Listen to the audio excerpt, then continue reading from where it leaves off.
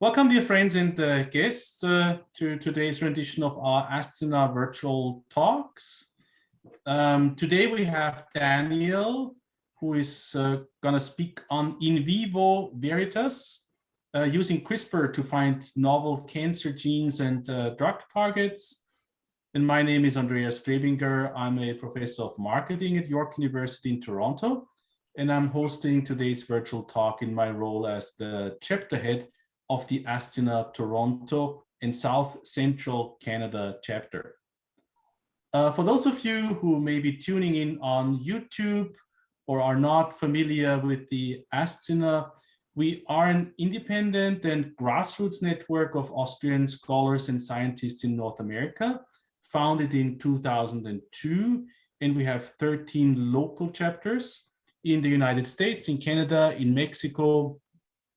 We also have chapters of Austrian researchers who used to work in North America and are now spread all over the world and still stay in touch with us through this network.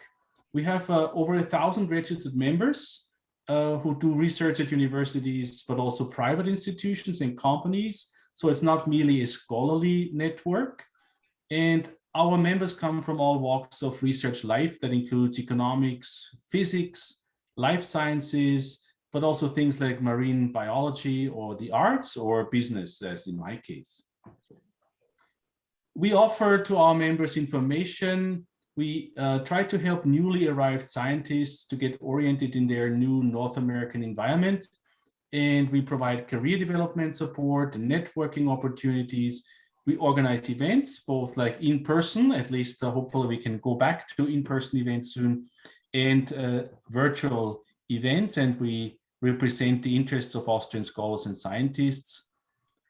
We also work together with other institutions like federal ministries in Austria, funding institutions like the Austrian Science Fund, and also the OSTA in Washington. So we're very happy and grateful to have this opportunity to work together. And we have annual research awards, the Asthena Award for principal investigators and also young scientists. And today's speaker, Daniel, happens to be last year's 2020 awardee of the Asthena Award for principal investigators. Other than that, we have a mentorship program for young Austrian scientists in North America in collaboration with universities in Austria. And we have our virtual talks now on a pretty monthly schedule. So that's kind of an innovation that came along with COVID. And I hope and I think we're going to keep that even past COVID. Before we get to today's talk and today's speaker, I have been asked to make a few announcements. So the Asthena mentoring program for 21 and 22, the application deadline is coming up on the 15th of June. So we hope for a lot of applications. We have the next virtual Asthena talk on the 22nd of June from the Greater DC chapter. We also want to remind everybody of the ARIT, the Austrian Research and Innovation Talks 2021.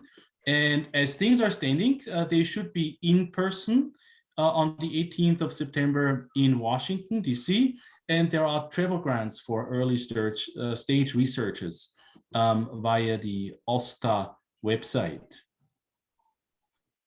So now to our talk, we'll have about 40 minutes of talk by Daniel, and then 15 minutes of Q&A.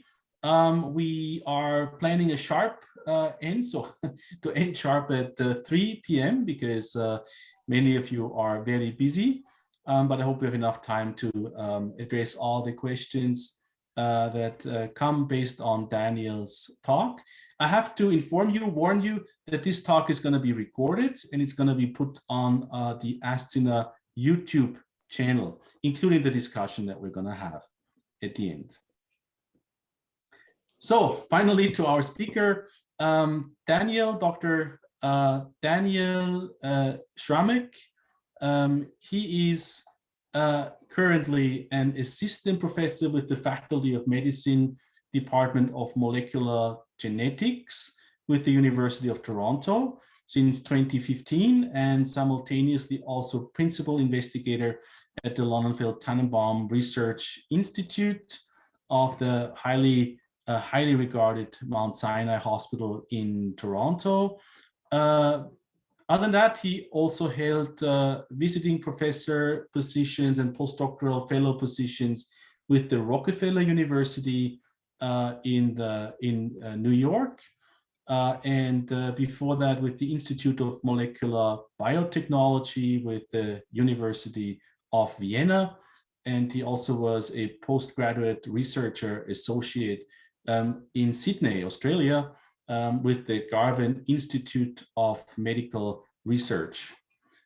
He holds a doctoral degree in genetics from the University in Vienna, and also 2 Masters of Science degrees, one in molecular biology from the University of Vienna, and one of management of technology from the New York University School of Engineering.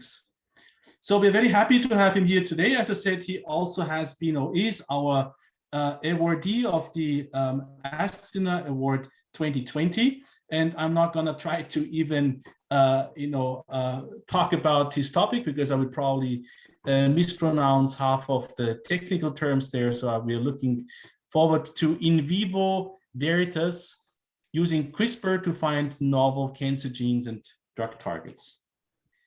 Over to you, Daniel. Thank you so much, Andreas. I'm super happy to be here. As many of you might have realized, my title is a play on in vino veritas, which basically means that you're always very truthful when you drank enough wine. And we like to believe that actually modeling human disease and genetic diseases in animal models will give us more insight about the pathology and how these diseases come to fruition, and what to do against these diseases when we actually do this in vivo, basically meaning in an animal model rather than just in a cell culture. Now, the other part of the title is CRISPR. I think many of you have heard about CRISPR. This is a gene editing technology, which I will try to introduce a little bit.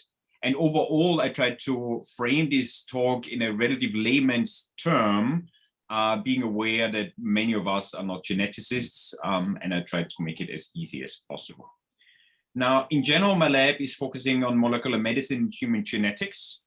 And we do this mainly in cancer, but we're now also starting with more inflammatory diseases and Parkinson's diseases, so neurodevelopmental diseases. In general, right now, there is this promise of precision oncology.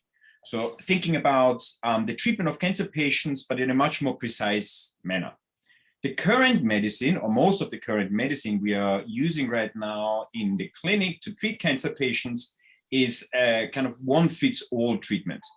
Basically, we take all cancer patients with certain disease, and based on the location of the disease, we treat the patients. So if you have got a colon cancer of a certain subtype, you will get treatment A. If you have got a breast cancer of a certain subtype, you will get treatment B. And as shown here, these therapies in a subset of patients work actually quite nicely. In the majority of patients, we sometimes see a short-term benefit, but then there is no effect anymore.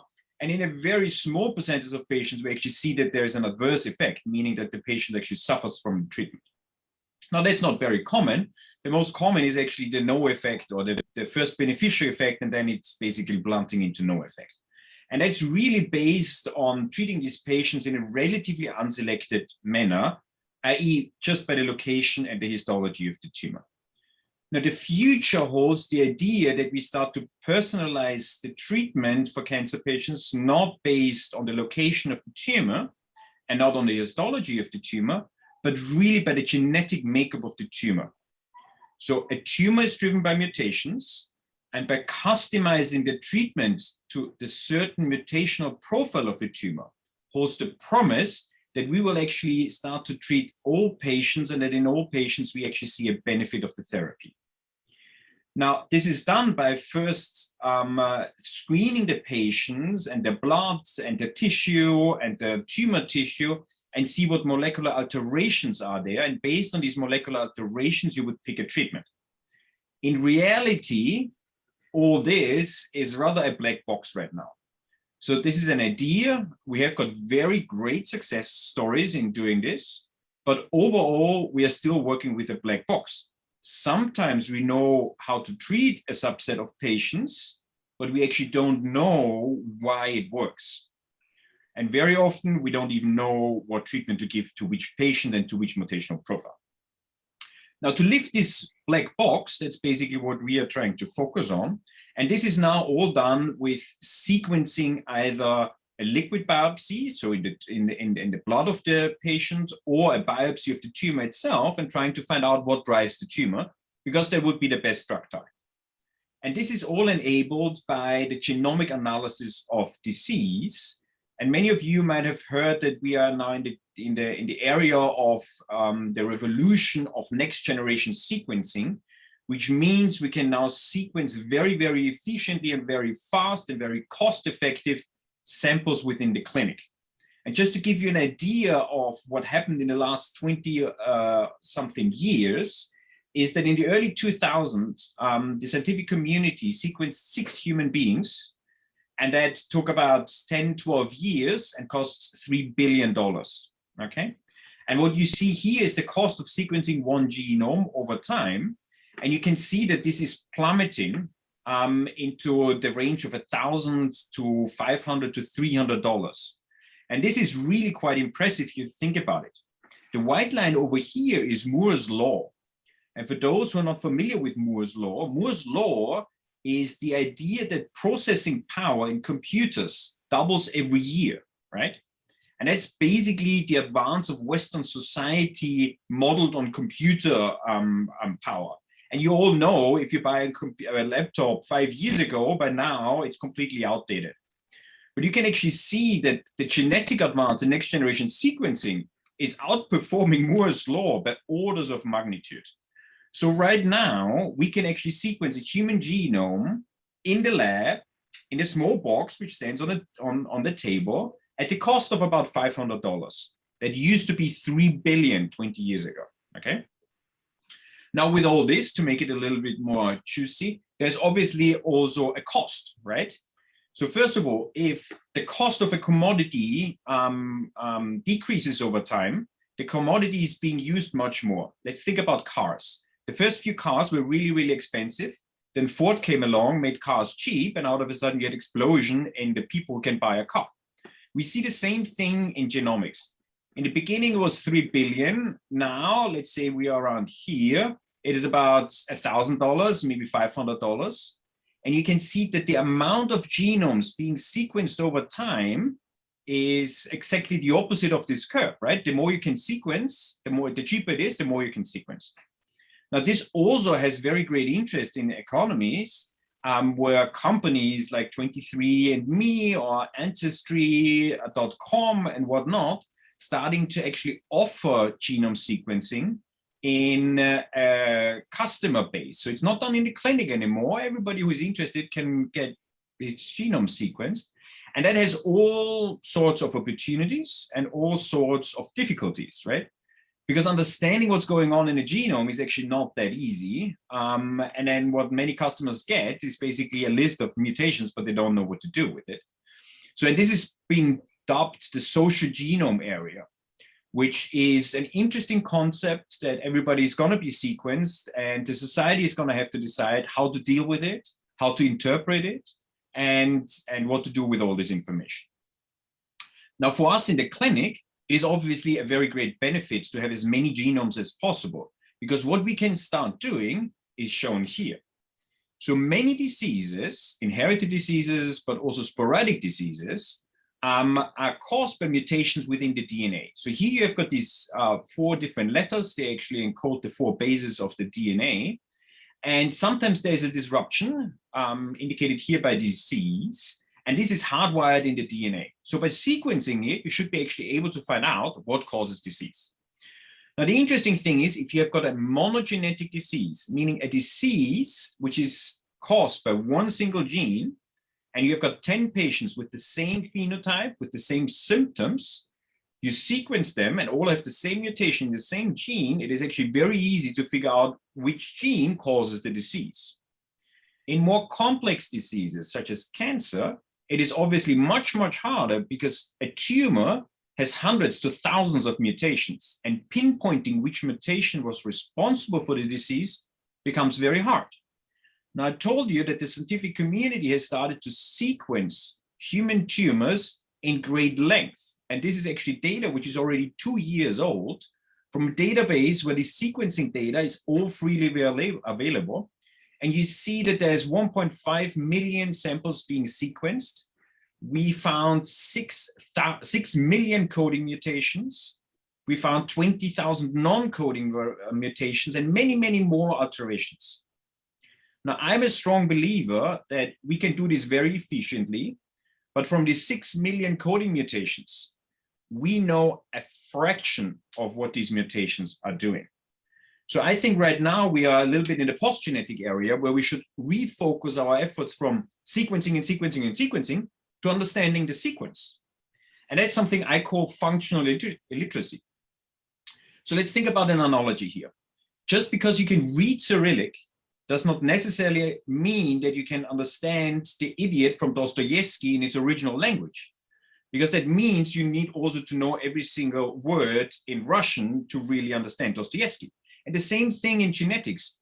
We not only need to know what the DNA sequence is, we must be able to read and understand this sequence.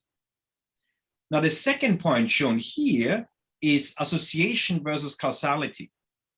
Now, just because something is associated with a phenomenon doesn't mean that it's causing the phenomenon. The analogy here would be, just because I'm living in Canada and love living in Canada does not necessarily mean I'm Canadian, right?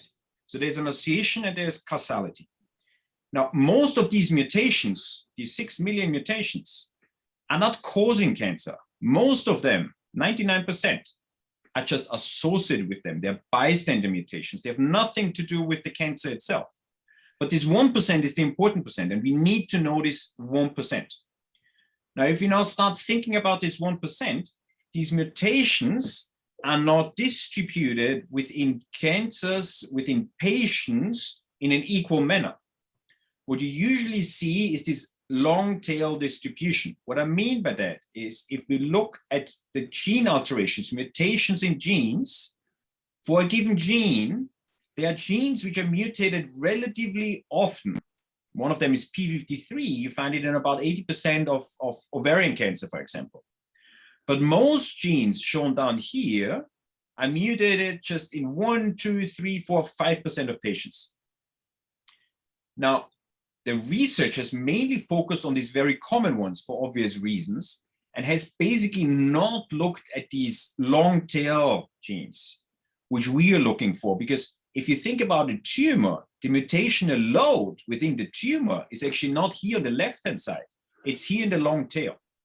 Now, this long tail goes on and on and on and on into hundreds of mutations within a single tumor. We need to know, to treat a patient, which of these mutations is responsible for tumor growth and metastasis and resistance to therapy. These 3 points are very, very important. Now, in the lab, we are mainly dealing with 3 different cancers. One of them is breast cancer. The other one is brain cancer and head and neck cancer. The first story I'm going to tell you about is head and neck cancer, which are these tumors which happen in the oral cavity and the pharynx. They're very, very prevalent. They are very deadly. About 50% of patients succumb to the disease within 5 years. And there's very little treatment compared to breast cancer, where we have got already very good treatment. Now, the way to find out which genes are responsible for tumor growth and metastasis, we came up with an experimental strategy. Obviously, for looking which gene causes cancer, we cannot do this in humans. We use human samples to figure out which are the candidate genes, but we cannot proactively test that. It would be unethical in humans. So we turn into a mouse model, for example. And what we then do is we take the mutations we see in human patients, we engineer them with very precise mechanisms into mice, and then ask, how does the mouse do? So the mouse becomes actually our patient, our very valuable patient. Now, classically, you do this with one gene, and that takes about 2 years and $100,000. Now, I told you that an average tumor or cancer type, you see about 500 long tail mutation. So that makes 1,000 work years and $50 million. And it's quite obvious that nobody will pay for this one single experiment to my lab 50 million, nor do have 1,000 years to do this. So we had to come up with a way which is faster and more efficient. And there we turn to CRISPR-Cas9 genome editing. Now, CRISPR-Cas9 genome editing is kind of a buzzword, but I doubt that many people actually know where it's coming from, what it's doing, and whatnot. Very importantly, most or many of the facets of CRISPR-Cas9 were actually elucidated at the University of Vienna by Emmanuelle Chapenier, who is now actually in Germany.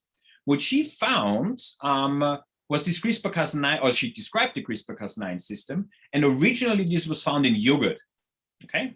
So in yogurt is made by bacteria, and in companies which produce yogurt, there's always one big fear that the bacterial cultures which ferment milk into yogurt are being infected by so-called bacteriophages. So bacteriophages are basically viruses, but not of humans. These are viruses which attack bacteria, right? So it's basically the COVID of bacteria. And what they do is they inject the DNA into the bacterium and then take over the bacterium, like a virus does with humans. And the bacteria have developed an immune system, which basically consists of two different components. The one component is a blood dog, which finds the DNA of the virus, the bacteriophage. And then the second component, which is a molecular scissor. So once these two components find the DNA of the phage, they start cutting it into pieces and destroying it, okay? Now, to produce mutations, which we find in the clinic in cancer patients, in mice, we thought to use this system to actually make mutations in genes, specifically in our mouse model. Now, the question was, how do we get these two components, the blood dog finding the DNA where you want to cut, plus the scissor which cuts the DNA to make the mutation, into a mouse? And we have tried many different things. We tattooed these components into the skin of mice. We subcutaneously injected them. We had lotions and rubbed it onto the mouse. Nothing really worked till we turned to a system which is an ultrasound-guided injection system. Now I'll talk you through this. So here we have got a pregnant mama mouse. She's anesthetized. She's on a surgical table, which is heated. It's basically an OR for mice. What we then actually do is a midline incision to extrude one of the embryos. We fill up a petri dish with sterile salt solution to keep the embryo moist.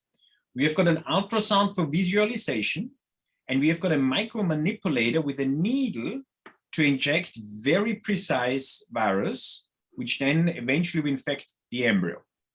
Now, to show this, how this looks in real life, this is shown here. So you've got the heated stage. This piece here is actually the tail of the mouse. You've got the mouse lying anesthetized under the petri dish. The little red ball here is actually the embryo, which we extruded from the body cavity. You've got the ultrasound, you've got the micromanipulator, and here this little tiny thing is actually a blown needle, which we grind it to be very, very sharp and precise with a dynamite grinder. Down here, what you have is the ultrasound picture, and that's blown up here. Now, what you see here is actually now the mouse embryo, about mid-gestation, so halfway developed. You see the brain ventricles. You see the amniotic cavity, and so basically the cavity where the embryo bathes in. And what we try to do is to take the needle, which is this part here, stick it through the uterus into the amniotic cavity, and then expel 62 nanoliters. So that's 1,000th of a milliliter. You wouldn't even be able to see it into this cavity to infect the surface epithelium of this mouse, basically the skin of this mouse. And to show that this works, we took a green fluorescent protein, which actually comes from jellyfish, and put it into the needle and into the virus to infect the mouse. And it actually worked very, very nicely. So all of a sudden, we can make green mice. That's not the goal, but it's a proof of principle. Now, we also did this with rats. Here, we actually targeted an endogenous gene, which is responsible for generating hemoglobin in blood. Now, hemoglobin makes the blood red. If you mutate it in the skin, you actually, and you're successful, you actually get mice which are fluorescent red.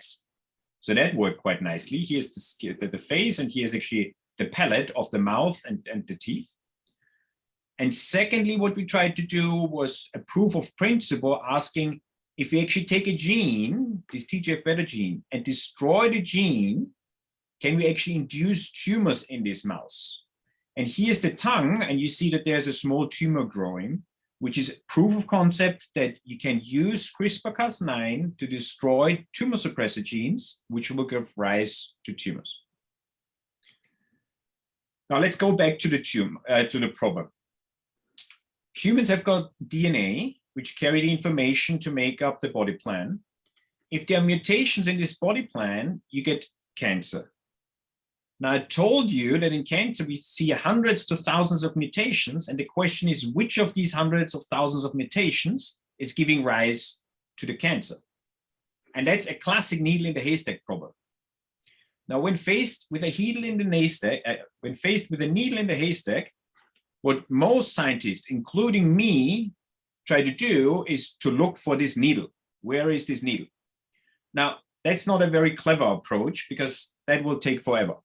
If you want to have a clever answer for a complicated question, what you usually should do is to ask children. And I was very impressed by a child on television being asked how to find the needle in the haystack. And the child's answer was, ask the needle. Now that sounds funny, but it's actually really genius. Ask the needle. So we use this idea to actually find the needle, i.e. the gene which causes cancer, and this is shown here. So instead of making 500 mice with one mutation and asking which of these 500 mice gets the tumor, what we did was making one mouse with 500 mutations and then ask which mutation gives rise to a tumor. So if 500 is the haystack, the one gene which gives rise to cancer is the needle. And we ask the needle, do you give rise to cancer? So let's think about this. We have a mouse. We make a complex library of CRISPR viruses where every single virus destroys one gene. We bring this into our mouse. So what we basically do is we make little clones where every single color represents the destruction of one gene. You can imagine this like a panther, where every single spot is basically a clone with a destroyed gene. And then we ask the gene, do you give rise to cancer? Now, red and yellow genes give rise to cancer. And what you then do is just take a biopsy, sequence the biopsy, and you know which gene actually caused cancer. Now, that turns an experiment which takes 1,000 years and $500 million into 1 year and $80,000. So there's an incredible advance in doing this. And I already told you that we can generate these GFP cloning mice, but we don't want to generate a mouse with one mutation. We want to generate a mouse with 1,000 mutations. So what we do is we just dilute the virus, and rather than getting the whole mouse covered with GFP, we get a few spots within the mouse. And if you now use different fluorescent proteins, you can actually visualize that this mouse is now covered and different clones, and every single clone has a different gene we destroyed. Now that already comes very close to our cartoon, right? Now, then doing the screen was done by a Canadian breast cancer fellow, Sambath Logotan, who is now an assistant professor at McGill. What he did was actually generating these complex libraries targeting singularly every single gene of these 500 long tails in a control library. We brought it into the mice were born, we had control mice and the mice with the long tail, and the idea was to wait till the mouse grows up and eventually develops tumors and then sequence the tumors. Now, our surprise was when the mice were born, basically a week after, these are very young mice, you can already start seeing that the control mouse has beautiful, smooth fur, but the experimental mouse transfused with the long tail library with all these mutations, you can start seeing these little spots coming up. And these little spots are actually incipient tumors. If you wait till the mouse actually grows up, you see that these wart-like structures come about, and these structures eventually develop into tumors. Now, we obviously did this not with one single mouse, but with about 20 mice. And what you're looking here is actually the percent of mice which don't have a tumor. We start off with 100%, and we follow them over time. And you see that the mice injected with the long tail library develop tumors within about 3 months. Now, a very strong and the best studied tumor suppressor gene in the history of science is p53. If you now compare our long tail library with targeting p53, the best known tumor suppressor gene, you actually appreciate that there is something in the long tail library which we didn't know about, which is much, much stronger in suppressing the tumor development in these mice compared to the strongest tumor suppressor known. Now, we did not only do this in one kind of mouse background, we did it in 4 different mouse backgrounds, and the same story repeated. We got mice which developed tumors very, very strongly, which means we found the gene within these 500 genes which are strong tumor suppressors and causing tumor formation. Now, what we did was then just taking all these tumors and doing next generation sequencing. And what turned out, the take-home message was that the long tail, which is this incredibly complex mutational landscape, is actually not complex at all, maybe. Because what happened is that the genes we found causing tumors all converged into a single pathway, okay?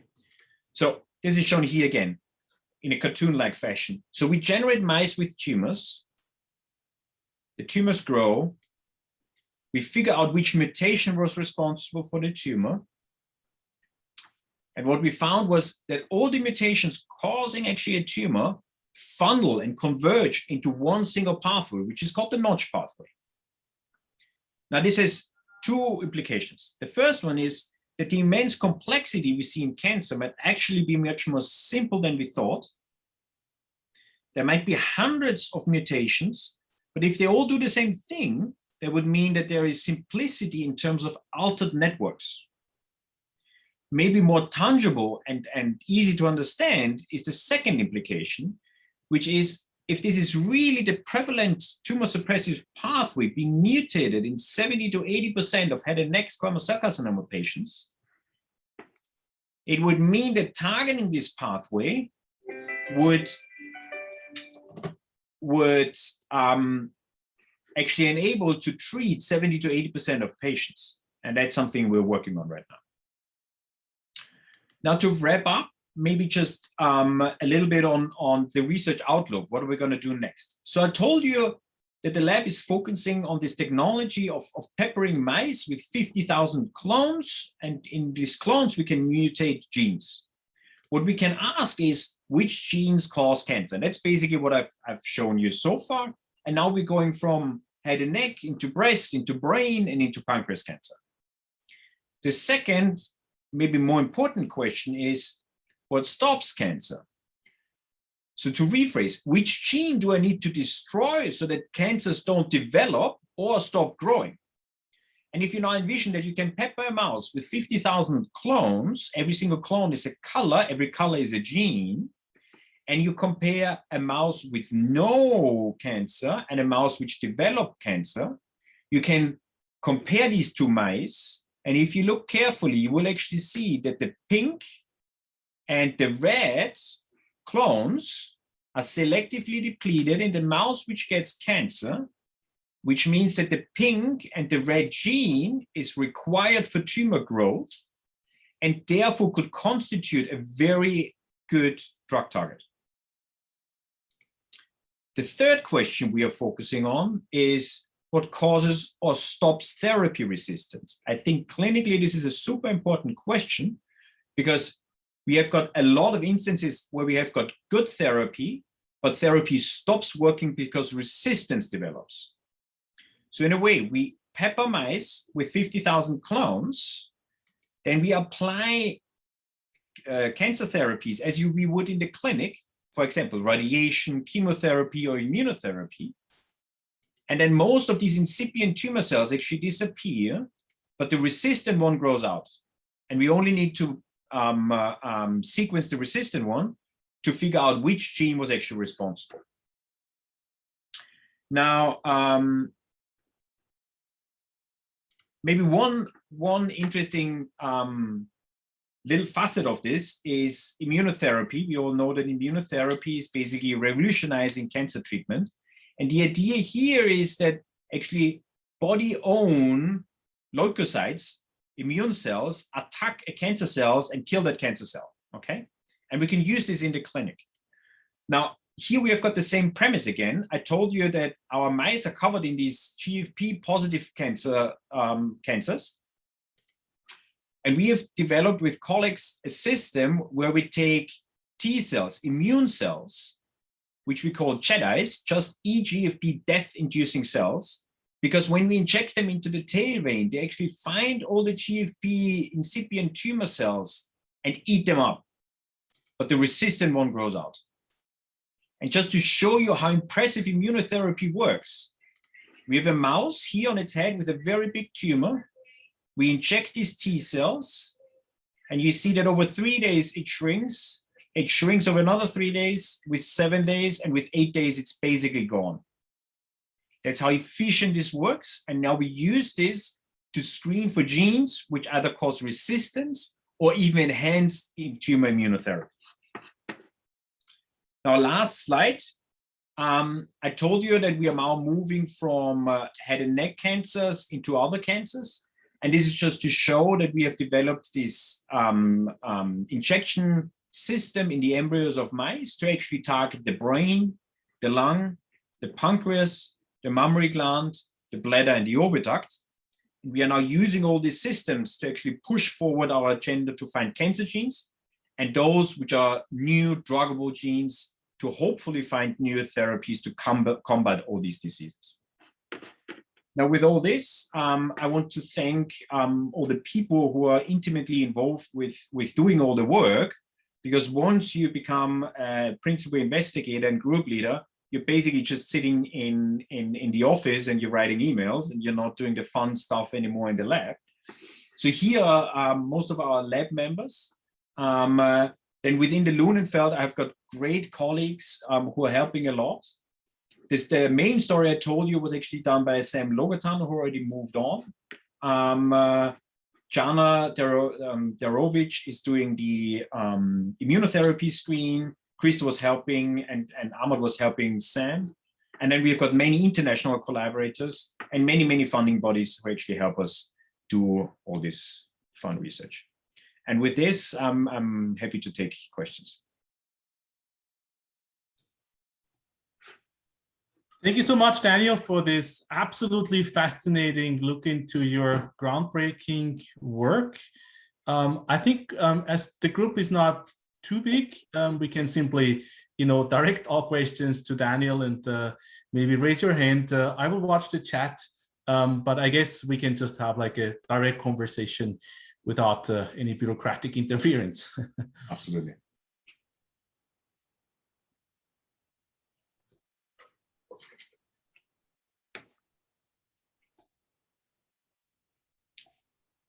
Well, if there's no questions, maybe I can start with one.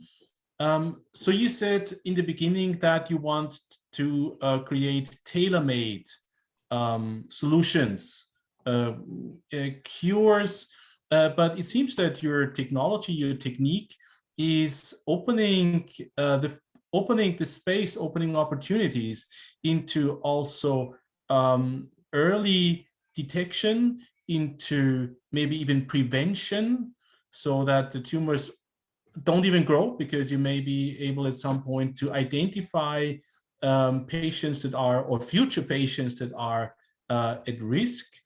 And of course, develop the cure, as you have shown towards the end of your presentation.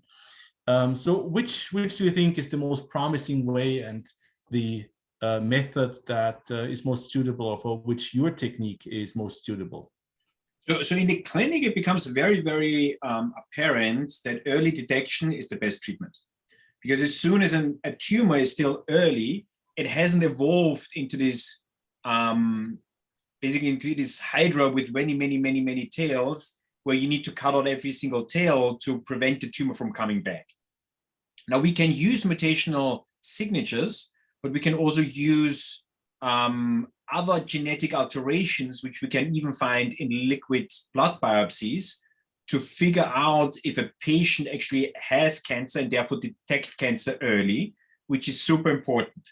Not so much of what we do in the lab, but which is related to what we do in the lab is once you figure out what mutation that patient has and where this incipient tumor sits, you could use our maybe tailor-made therapies early on. And if you do this early on, they would promise a much better outcome, right? So I think it actually goes hand in hand. We want to marry early detection, which is done by other people, with more tailored medicines. And when I say tailored medicine, I think it's also important to debug a little bit the mystery of personalized cancer therapies. Now, about 5 to 10 years ago, everybody started to talk about personalized cancer medicines as if we can tailor every therapy to every single patient's tumor. Now, that's unrealistic because it would take so much effort, so much bureaucratic effort, and so much lab work that this is unrealistic. But what we can do is this new buzzword, which is precision oncology, meaning all the patients with the same mutational background would get a treatment tailored to them, but not on a personal level, but on a precision level. So maybe that answers a little bit the question. Okay, yeah, thank you very much. We have a question from Laura, and she's asking, if I may refer that to you, how many years approximately are we from this being used on patients? So that's always a very interesting question. It really gets down to the following discussions. So we did a screen where we looked for novel drug targets in head and neck cancer. We found 2 very, very strong hits, both of them which we're working up. One of those hits was already worked on in the 90s, and not because of cancer, not because of head and neck cancer, but because people thought that inhibiting this gene product would prevent diabetes. So there was a drug candidate being developed to fight diabetes. Now, the primary indication for this drug or lead product completely fall through. It didn't have any efficacy in preclinical mouse models or in any other aspect. But at least they have proven, they have first of all made the drug, and second, they have proven that it's, at least in preclinical models, not toxic. Now that's a major chunk, and we are now repurposing this drug target and dig deeper. Now that takes about 5 to 10 years of our bag. And if lucky, we can produce a drug in 2-3 years and get it into clinical testing into another 3-4 years. Now that's the lucky circumstance. The other target is completely unknown. And then we have to be honest and say that usually the development of a drug for cancer takes somewhere between 12 to 20 years and about $3 billion. So then we are on a different time horizon. But the repurposing becomes actually more and more powerful because there are now libraries and catalogs of drugs which failed the primary indication, and we could start using, and I think this is actually a very powerful system.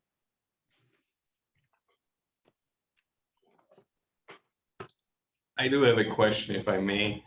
So are you trying to target the notch pathway that you identified specifically?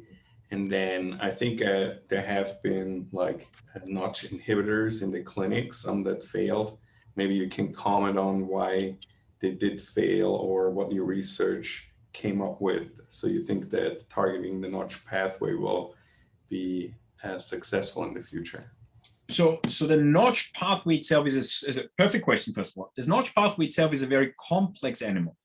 The notch pathway is, first of all, very, very important in development and wound responses within a normal organism. So as soon as we start interfering with one of these very basic mechanisms, it's always hard because you expect to have a lot of side effects. That's not the main issue. The main issue in the notch pathway was, as we show, loss of notch actually induces head and neck cancer. In many other, especially in leukemias, notch itself is actually inducing cancer. So there's the difference between notch in head and neck being a tumor suppressor when lost causes cancer, and in leukemias, when overexpressed, it causes cancer. Now, these notch therapies, these notch inhibitors, were mainly developed for leukemias and cancers where it acts as tumors, as an oncogene. Now, all or many of these clinical trials had to be stopped because they figured out that out of a sudden the patients had a benefit for their leukemia, but started to develop head and neck cancer. So targeting the notch pathway itself is actually very difficult, I think. What we have done is to analyze the notch pathway and ask what happens downstream of the notch pathway, used our screening modality, as I introduced, to ask which gene downstream of the notch pathway is also causing cancer. And now we're targeting these genes, and that seems to be very fruitful. So to answer your question, targeting a notch pathway itself is complicated, but targeting downstream effects might be very feasible.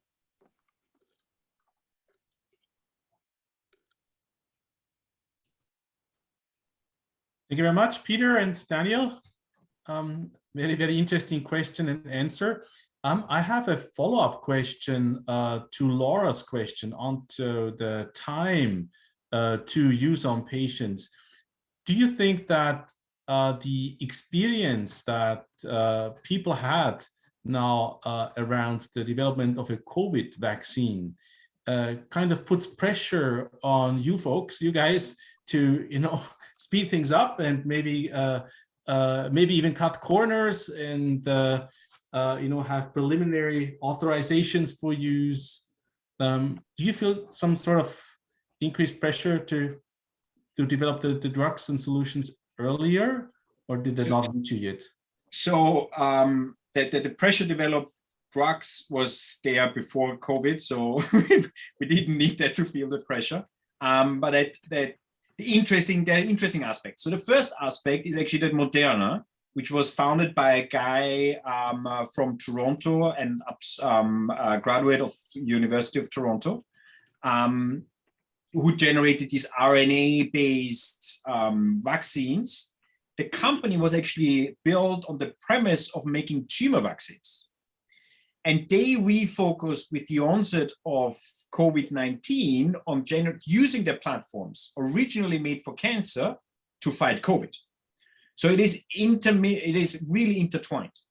Now, I had a very good talk from a Harvard professor, and he said something maybe controversial, but if you think about it, it's actually not controversial, it's just true, and that COVID itself is actually scientifically a relatively easy to understand disease, and it exactly follows the Koch postulate of how a virus does what it does. And we can basically really estimate what's going to happen next and what not. And because it follows all these really well-known postulates, we, the scientific community, could actually make a vaccine within 3 months and get it distributed within 6 to 7 to 8 months. That's an incredible speed and incredible kudos to all these scientists. It's really, really incredible. But this is possible because it is actually a relatively easy to understand, scientifically easy to understand disease. Now, cancer is more difficult because if you develop a vaccine, you have to imagine that you need a vaccine to start the immune response from your own body. And the vaccine needs to point out something which is different between the infectious agent, the virus, and yourself, right? Because if you vaccinate against something which is yourself, your immune system will attack yourself and you will get an autoimmune disease. Now, cancer is different because cancer is yourself. It is your own cells. And finding a difference there is much more difficult. It's possible. And these things are being developed. They will not work at the same scale as the COVID vaccines, which are tremendously effective. Okay, wow, thank you very much. Do we have other questions from the floor?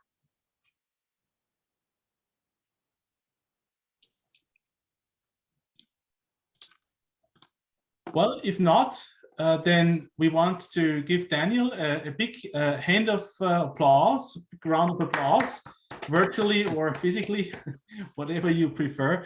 Thank you. This was absolutely fascinating. Thank you for taking the time to guide us through your groundbreaking research. I also want to thank everybody for coming and for joining us for their questions. Of course, I also want to thank the whole Ascender team who has been working very diligently in the background, led by our president, Dietrich Haubenberger. So we could have, and we still can have, these Ascender talks. So thank you very much to everybody. I wish you a good afternoon or evening if you tuned in from Europe. And thanks again to Daniel, and see you in our next Ascender virtual talk. Thank you so much. Yeah. Ciao.